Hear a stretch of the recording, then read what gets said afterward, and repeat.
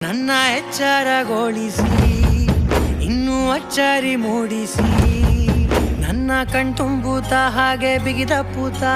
ಹೃದಯದ ಜೋಕಾಲಿ ತೂಗಿ ಬಿಡು